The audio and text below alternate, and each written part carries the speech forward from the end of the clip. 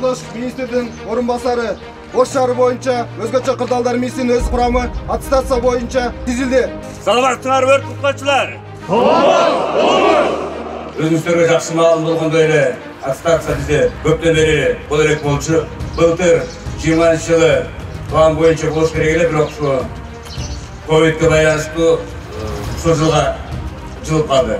Аттестация жүргүзүүнүн негизги максаты булар ушу жакшы кадрларды тандап, кадрлы резервге коюу. Эң негизги максатыбыз. Кош!